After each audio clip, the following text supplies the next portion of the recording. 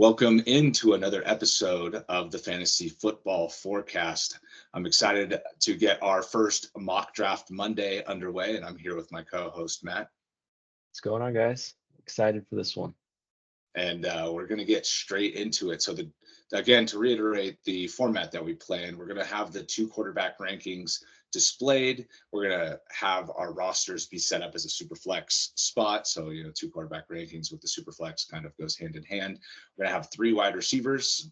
For the purposes of our mock drafts, we're going to remove kicker and defense from the required roster, and we're going to run 7 bench just to give us a little bit more depth in the positions that we are in the players that we fully take here. So without further ado, we're going to get into it, and I'm going to draft from the 5 spot for this draft, and Matt is going to be drafting from the 9 spot.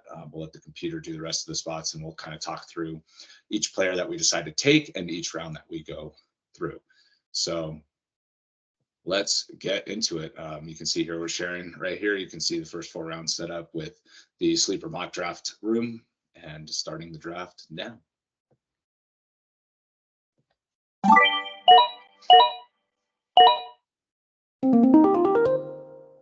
So you see the first 3 of the first 4 picks here are quarterbacks. You got Hurts, Allen, and Mahomes going in the first 4 picks. In our experience, quarterbacks don't necessarily go that early. Still like to pick some of the top end running backs and receivers at the beginning. Last year we had 4 quarterbacks go in the first round, but we've had years with 0 in the first round. We've also had years with 2 or 3. So depending on the setup, I think adding a third receiver, making the starting roster a little bit deeper here, makes it so the other positions are still, a little bit more valuable, and you try and hit on the quarterback late instead of trying to hit on like wide receiver 35 as your third starter receiver. But that's just kind of up to preference. Quarterbacks are still very valuable in this draft setup. And so with my first pick, though, I'm going to be looking at a receiver here. I'm going to be going with CeeDee Lamb. He's my wide receiver 1 going into this year. I recently moved him back up ahead of Tyreek Hill. I think with Mike McCarthy and the consistency throughout year to year, I think he's going to continue to be featured, and I think Dak is going to continue to look for him heavily. So I'm going to go with CeeDee Lamb.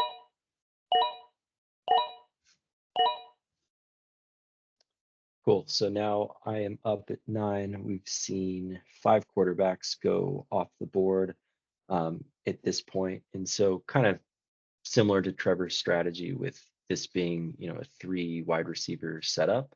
That's kind of how I'm going to build my team right now. I mean, a lot of people would say that the consensus top 5 for quarterbacks are currently off the board. I actually have Anthony Richardson in that tier.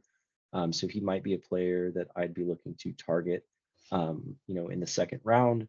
But for me, the opportunity to draft Tyreek Hill at the 9 spot, just given his potential, week winning upside, is what I'm going to go with here.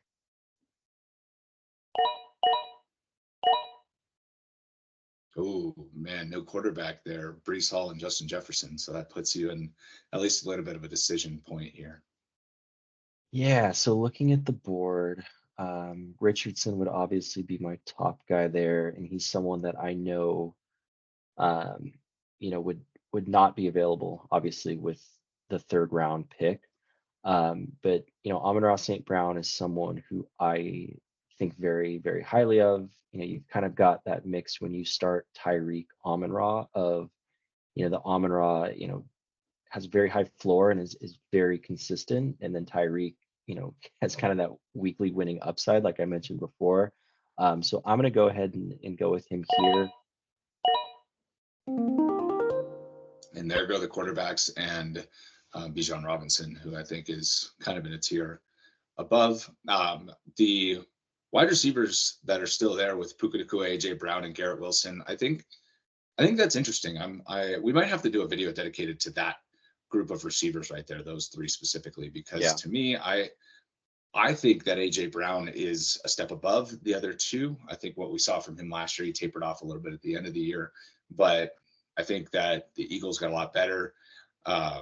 They, added help on the defense too. So, hopefully they'll be able to get the ball back a little bit more. I know when you get close, ground and pound, tush push, not a lot of close touchdowns, but AJ Brown is just so explosive. He's been so good his whole career. New offensive coordinator that hopefully will send him over the middle of the field more. So I just have a lot of faith in AJ Brown, and I've stated my hesitancy on Puka, mainly because Cooper Kupp I think isn't just going to go away here. So I'm gonna take AJ Brown here, and maybe in a future video, one of these Mondays, we'll get into a video about players that are very close in a decision that we would have to make. So I'm gonna go AJ Brown here.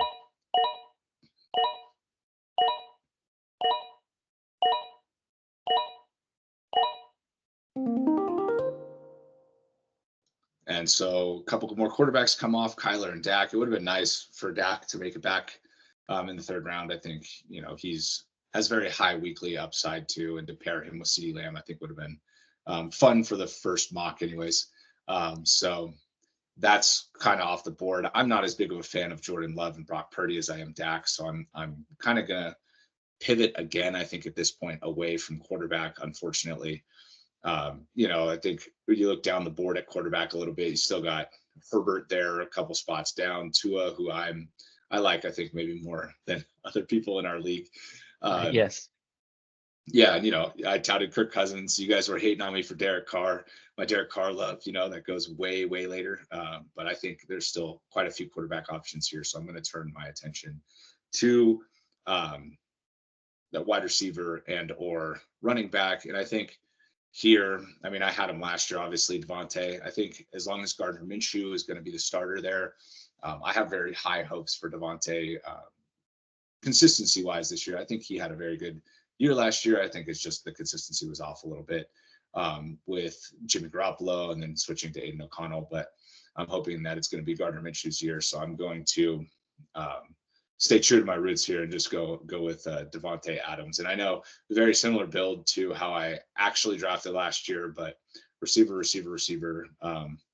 I know we have some high upside running backs here as well, right? Like I could go with any of these four guys and feel very confident that I have a good running back. But with Devontae sitting there, I think that's going to lock in all of my starting receivers now moving forward.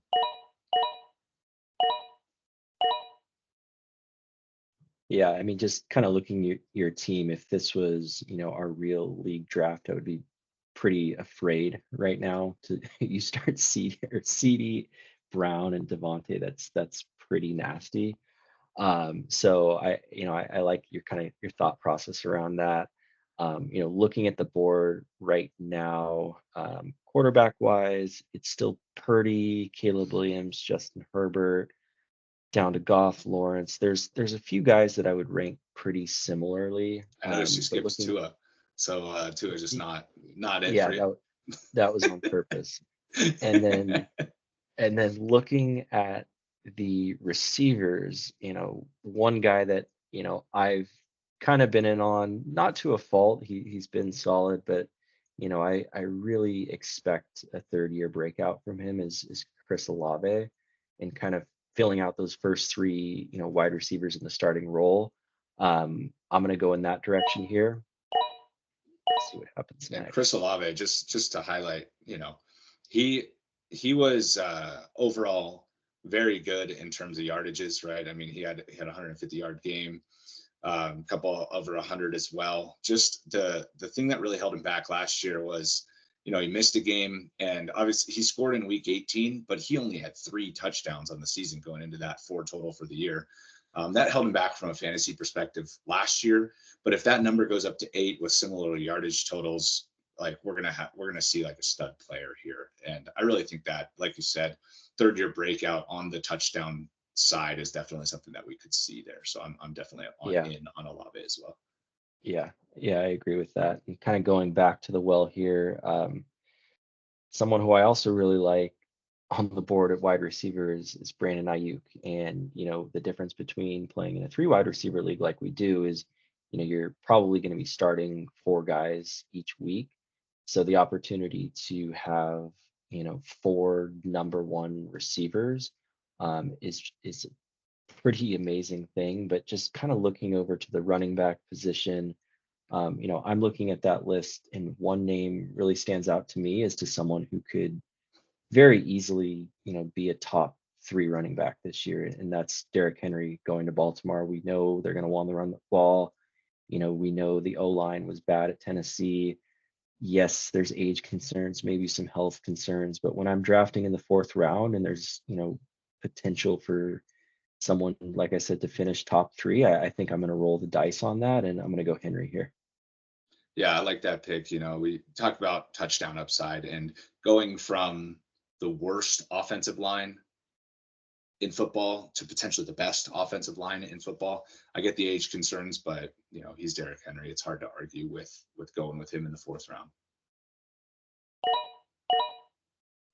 Dang it.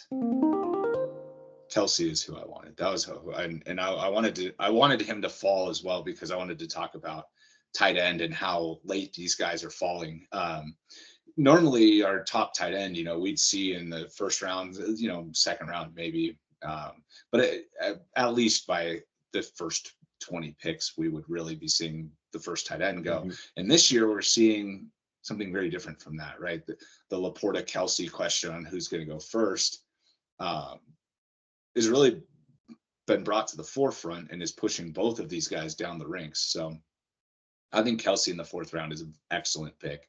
I expect him to get moved up as we get health related updates with him. I know Andy Reid during the combine did say that his role in terms of number of snaps could be reduced, but I think when he's out there, he's going to be getting the ball a lot. So my expectation would be that we see the snap share come down, but the production still at an elite level for a tight end. So this is the range, though, in the fourth round right here that I'd be looking to get in on one of these elite guys.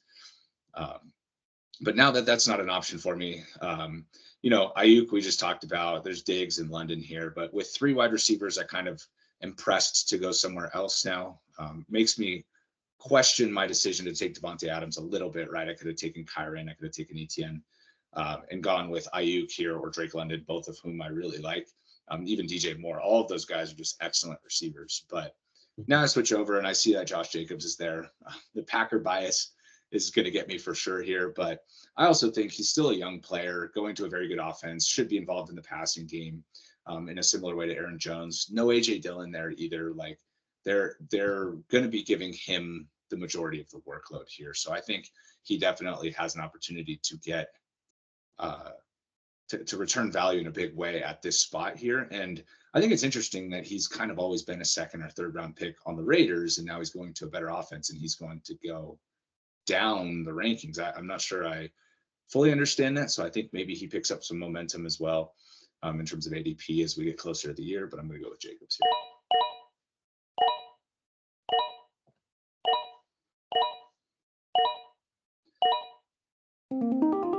And there goes McBride. That's the other tight end that you could argue is in the top tier of tight ends here. So I could have gone there if I really was set on getting one of the elite tight ends. I would have had to take him where I took Jacobs. But, I think once you get past the top two, in my opinion, you can kind of wait and ideally get somebody that can still produce for you a few rounds later from here. This is a really tough pick now here because we got the quarterbacks here, right? The Tua and Goff went off, but you still have Caleb Williams there, who is really set up to succeed if he is actually the prospect that everybody expects him to be, with Keenan Allen, with DJ Moore, and with Rome Odunze. I really think that he could be the exception to the rookie quarterback rule in terms of production. So, that's why he's ranked so high. Trevor Lawrence, I'm not a huge fan of. So I'm not going to take him, but looking at the rest of the quarterbacks here, if I don't take Caleb, it does feel like a step down in terms of quarterback one upside here. So looking at the other positions, I could go Rachaad White, but there's still, you guys know I love Rachaad White. I had him on a lot of my teams last year, but there are still some ways to fill out RB2 here for a long time, right? I mean, you got Swift, Montgomery, Connor, Najee all still down here, and like this tier here of Cook, Mixon, and Kamara could still be there in a round or two. So I'm not going to go running back here. And receiver, similar, but not exact. I mean, I do really like Nico Collins, so I could see going Nico Collins there. Debo's still there. But I think the pick at this point for me and where I'm at in the draft is quarterback. So I'm going to be taking Caleb Williams. Oh, and look at that. Rashad White, Nico Collins, the top two guys. Other guys I was considering went off right away. So nice. Good to know that I was in the same realm with the computer. There you go. So, we've had similar builds up to this point, actually identical. Looking at the quarterback position, I'm not a huge Lawrence fan either. And then looking at the rankings, it's kind of funny. It's Waddle and Achane are the two next guys. And, you know, from a strategy perspective, one can make an argument, do I take Waddle? And, if Tyreek gets hurt or something like that, you have the number one receiver on that offense. But I think that would be a little bit dumb because you're probably not going to start both guys each week. Achan, I took him at the end of the draft last year, and my worry with him is that it's probably going to be a three-headed backfield in Miami. So it's hard for me to justify picking him here, just given the fact that we don't know how many touches he's necessarily going to get. Looking at other receivers, Devontae Smith, all guys I like as well. But I would like to throw out at this point the reason that Matt and I both like with a larger number of starters at receiver. The reason Matt and I both like to start heavy on receiver is exactly what you're looking at right here. Obviously, our running back core is going to be a little weaker, and our quarterbacks are going to be weaker than the teams that go in on quarterback. But when you start looking at this tier of receiver, there starts to become a lot of question marks, and it's like, is there really going to be a difference between these top guys available, like Smith, Neighbors, Metcalf, and like if you scroll down and look even further down the list here, you got Terry McLaurin, Hollywood Brown, who we both like, and maybe Jalen Reed, Calvin Ridley. Like, is there really that big of a difference between the top receivers available and like much later? So then it turns into what do you want to invest in at this point in the draft? And that's why when you can get value at quarterback here, or you can get value at tight end here, or at running back, that's why picking the receivers up top seems like or feels like a better strategy. Yeah, no, I agree 100%. And the guy I'm going to go with here, Isaiah Pacheco, who I talked about last week, and I know you had kind of some concerns just being in that tier, but my thought process here is, I have two running backs that I can start with confidence that really have no competition in the backfield that are on very good offenses. And I'm just not 100% sure if I'd like someone else as much later. And I think we're kind of in that tier of receiver, like you mentioned, where there is kind of some depth. So I'm going to go Pacheco here. Waddle and Achane off the board. There go the other two guys. This one, I'm going to circle back to the well with wide receiver, and I'm going back and forth between Cooper Kupp and Devontae Smith, and both of those guys are obviously excellent players. Man,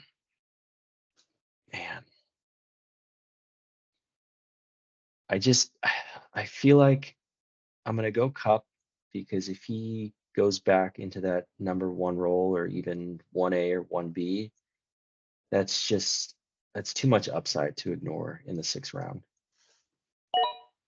I agree. I really like Kupp, and it's the reason why I'm not as big on picking Puka so early.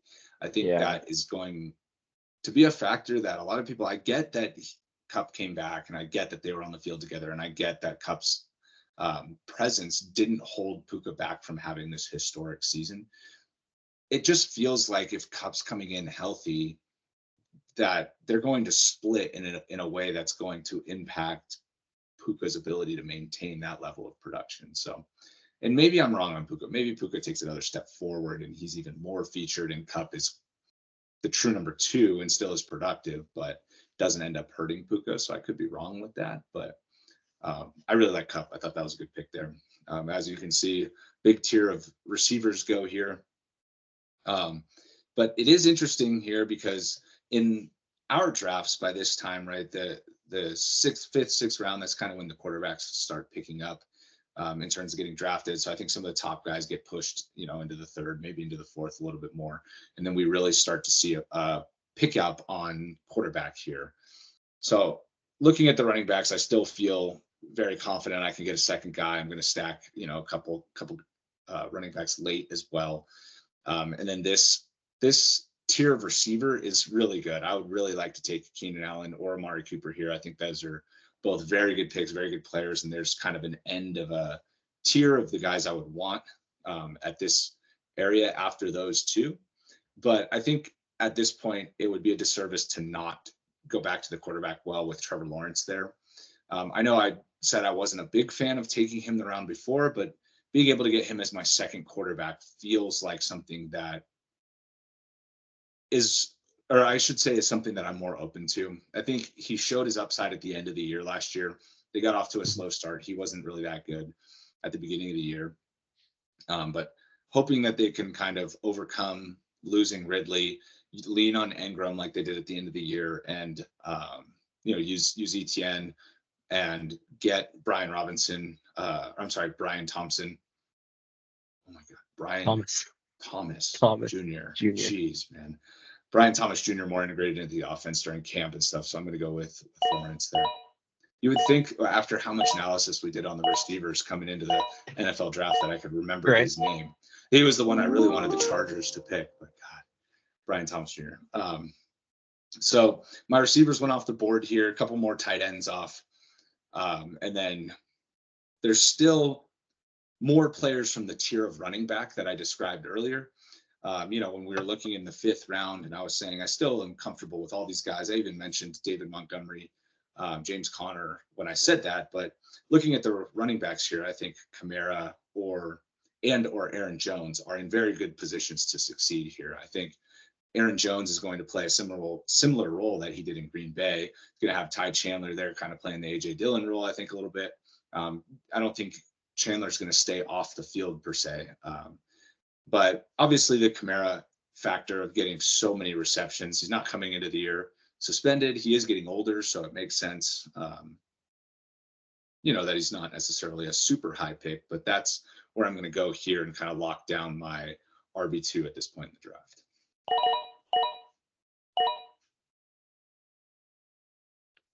All right. I feel like I need to flip Jones and Kamara.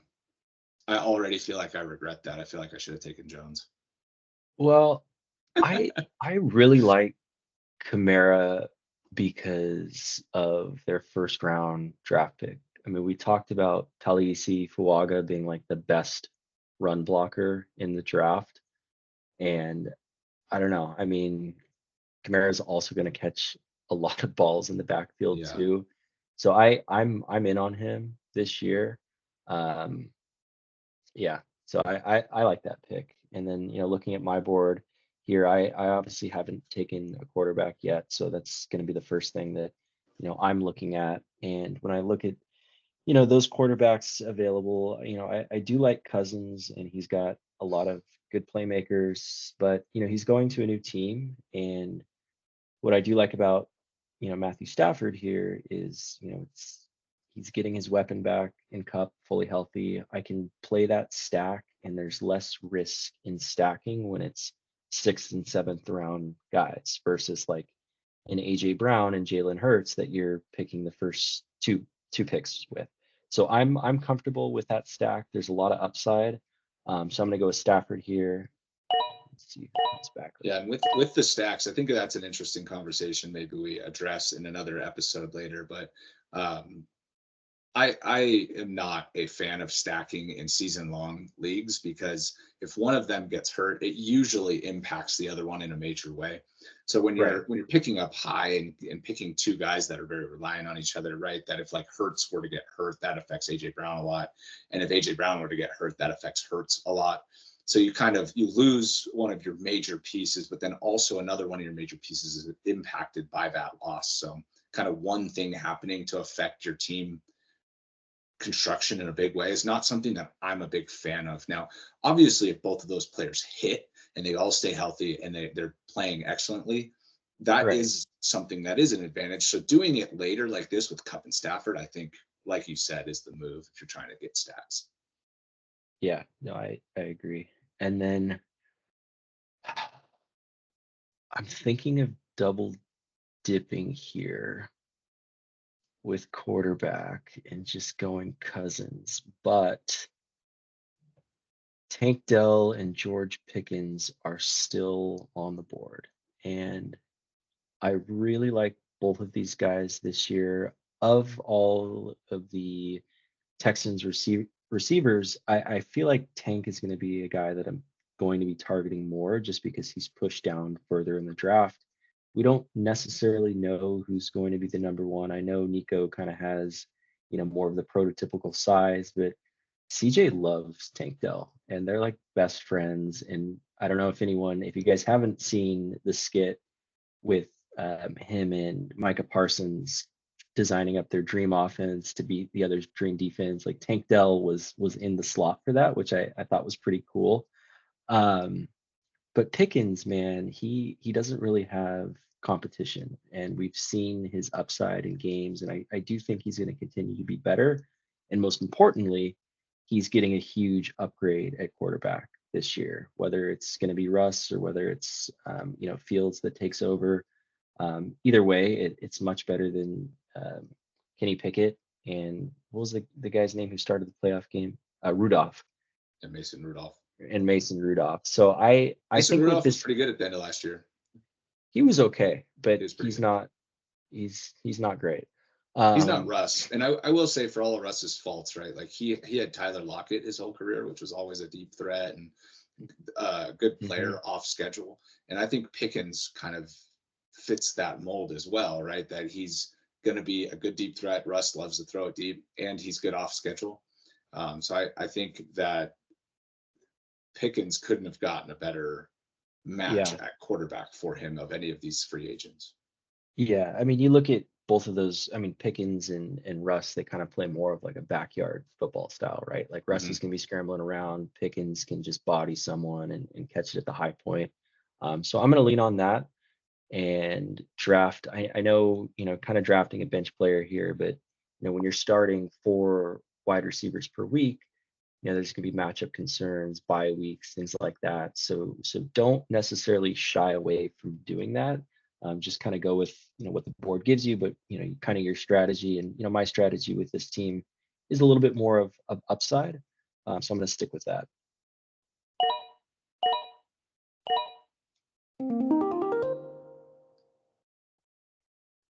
Dang, I want to Tank Delta fall. Um, All right, so let's look at what we have. So I already have 2 quarterbacks here, and another reason I like having the deeper starting roster. Not only do you need a more robust bench to cover up for buys or cover for injuries, but also needing that prevents you from just going in on quarterbacks for a third quarterback during the draft at this point. Because if you have smaller rosters, you could maybe take your third quarterback by this point in the draft, and it would help you during bye weeks. It could help you in a trade conversation. But at this point, you're sacrificing like starting players. So in order to pick a quarterback like that, you do have to wait a couple extra rounds, gives everybody else the opportunity to kind of get in on a quarterback if they need it. So that's another benefit for having a deeper roster when you're going to play Superflex. So I won't be going quarterback here. I do still have David Montgomery on the board and James Conner with Swift. I mean, Swift should be solid as well, but I still am looking for a flex starter, and so I prefer to have a wider, or I prefer my plan to be a wide receiver there. And it also happens that there's a player that I think is going to be worth it over one of the running backs at this point, and that's Hollywood Brown. Obviously, Rashee Rice is here, and they haven't adjusted his ranking based on an impending suspension. So I expect when that does come, this ranking isn't going to hold. Like Hollywood Brown's going to move up 10 to 12 to 15 picks, and Rashee Rice is going to go down into the 150s. So Rice is going to get picked here on this turn, but I'm going to go with Hollywood.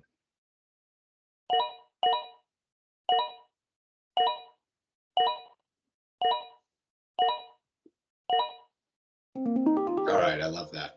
Okay, so I also, with that pick, could have gone tight end. Now, Ingram, I didn't even pull it up because Ingram went, but also I knew that there was Pitts and Kittle still there. And this is kind of exactly how it played out in our draft. last year, is Kittle ended up falling to me, a very similar pick here. Now that I've got my starters kind of built out, there is Najee Harris and Eckler there at running back. Nick Chubb, if you want a lotto ticket that you can kind of stash on IL, I think he's also a very good pick. And I do love these receivers here, specifically Godwin and Lad McConkey. I think both of them are very, very good players. And Chris Godwin has just been very consistent. He's somebody that you can always count on. You can always start if needed. And McConkey, I think, has that wide receiver one on the Chargers upside, and has the upside to get into the top 20 receivers, I think, this year.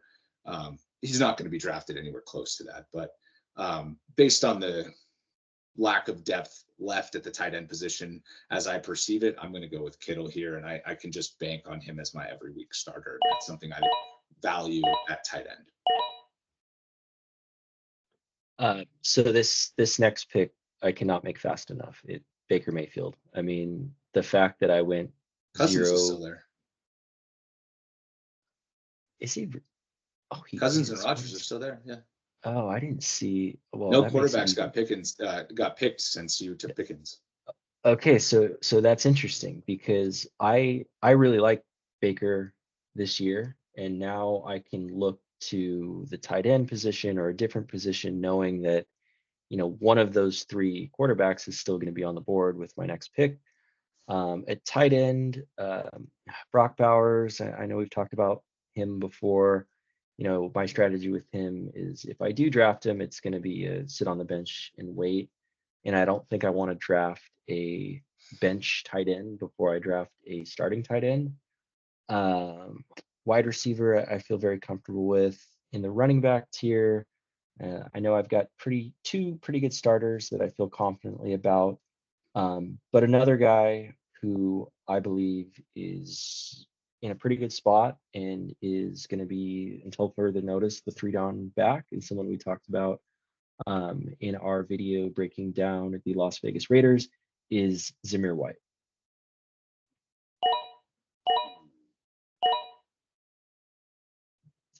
All right, there goes Cousins. So at this point in the draft, everybody else has two quarterbacks except for you. So I think that's something else to be said here, right? If you're looking at draft strategy and roster construction, is knowing what will be available here to you in round 9 and round 10 at quarterback, because the chances are maybe somebody goes in on a third quarterback by this time, but the chances are you're looking at quarterback 20, 21, 22, something like that. So knowing that tier of quarterback, knowing who you're comfortable with there, and knowing if you like somebody there, maybe more than the consensus, you can afford to wait at quarterback longer than you would think. Yep. Yeah, that's very true. And where I'm at right here is that's 10 team analysis. I'm not comfortable with the tier below Baker and Watson and Rodgers, and giving that the computer is picking, and in our league a lot of guys do draft that third quarterback. I'm going to go ahead and take too where the starting roster is full, right? We even have a bench player in some cases, so like taking this is where a third quarterback really starts to come into play for most people in the draft here. Yeah, so I'm gonna go Rodgers. 10 team. Yeah.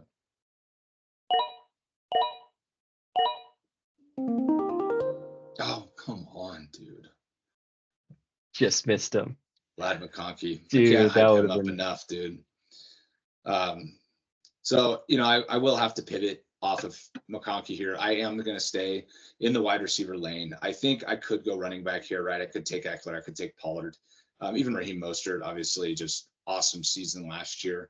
But we did mention with Achane at the beginning of the mock here that could be a 3-headed monster. And if Achane does step into a 1A to Mostert's 1B role, that could be something that gives him a hit to his value. Somebody that I am very confident is going to be the number 1 receiver is on his team is Deontay Johnson. I've always liked Johnson as a route runner. I think that Bryce Young needs a safety valve, somebody who's open, somebody he can get easy throws to, and I think that's going to be Deontay for him this year. We saw Thielen's stretch of excellence last year where he was like top 5 receiver for like 5-6 weeks at the beginning of the year. And Johnson's a little younger and can maybe garner, 8-9 targets a game. We'll see how Thielen impacts that, but I'm going to go with Deontay here. I think he can be a viable starter when needed, bye weeks replacement with a little bit of upside to become a little more than that. So that's where I'm going to go.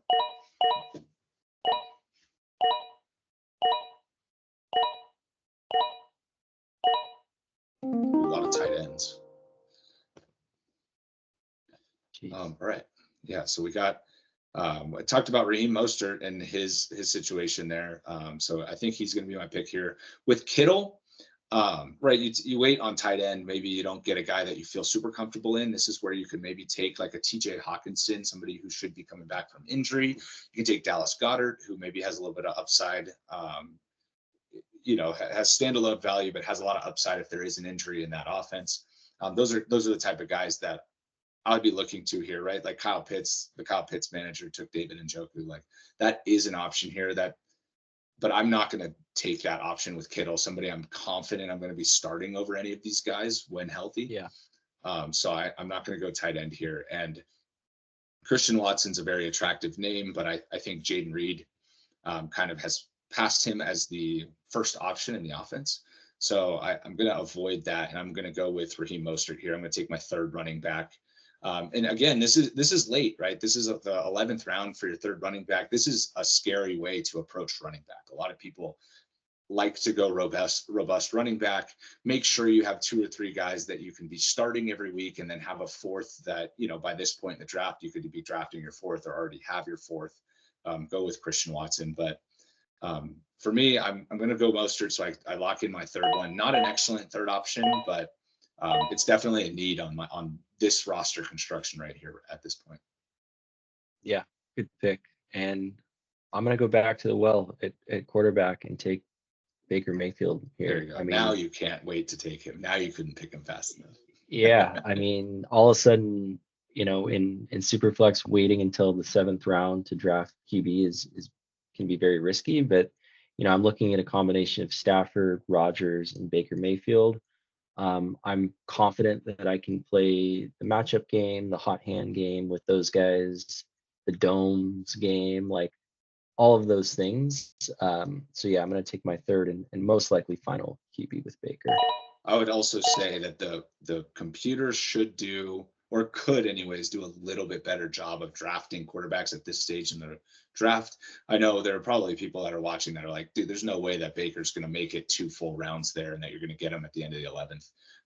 Like nobody picked a quarterback between your picks. Everybody's working on filling out their bench players at other positions. And I think in our drafts and just in general in Superflex that there's a little bit more urgency on quarterback during this part of the draft. I would have taken Baker with my pick if I didn't have such a glaring need at running back. But I just wanted to throw that out there just in case anybody watches. Like, oh, you're not going to get Baker there. And then for the next pick, I should be targeting tight end. Looks like Dallas Goedert, Cole Kmet, Dalton Schultz, all good players. Looking at running back as well. I think I'm going to go running back here, and I'm going to take a guy who I envision to probably be getting the bulk of the workload and especially the goal line carries on a revamped team that wants to run the ball behind a new and improved offensive line. So I'm going to go Gus Edwards here for the Chargers. And we've seen his ability to rack up touchdowns on rushing teams. So yeah, I'm going to go in that direction. Gus Bus. For what it's worth, I would have gone Dallas Goedert there. You need a tight end, and like you said, you got some good players here. But it's starting to get really thin now. You mentioned that's why we mock. Yeah, is like his fourth option on his team. Luke Musgrave could be second-year player that kind of builds into his own there. But this maybe Taysom Hill can steal some touchdowns from Kamara and stuff. But like this is starting to get really thin. Yeah. So hoping that one of these guys kind of falls back to you there.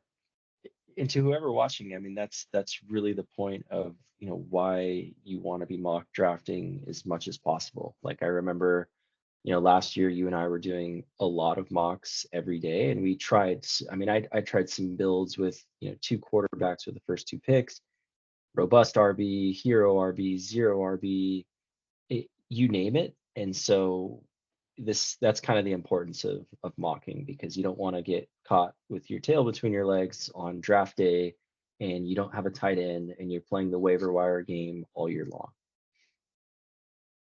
Couldn't agree more. Like streaming tight end, you can find good streamers. Like if somebody dropped Kincaid last year, you could have got him.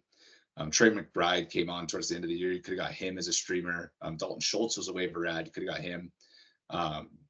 Depending on your league, and Joku might have been dropped and stuff. So but kind of shuffling through those guys is something that I would try and avoid.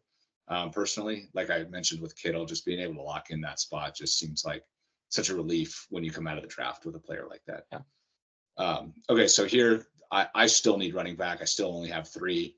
I could go second quarterback here too, because I know Deshaun Watson is available and he definitely feels like the best quarterback available. But as a third, I don't have a big problem going in a different direction for my third one. So at running back, I feel like Devin Singletary is by far my favorite option here. I expect him to be the lead back. I expect him to get goal line carries. He's going to be in an offense that wants to run the ball a lot with Daniel Jones, get read option plays. So I think he's in a very good position to succeed here. And I think his ADP is going to be going up as well, because I really like that Singletary. Yeah. And then in the interest of time, we've been on for about 40 minutes at this point. We're going to cut it off here in the 13th round. So this will be our last picks here. We'll close it up, and we'll get this posted to you guys on Monday. So we're very much looking forward to continuing to do these. If you have any suggestions, leave them in the comments. If you're still with us this late, don't forget to like, don't forget to subscribe. We very much appreciate the support.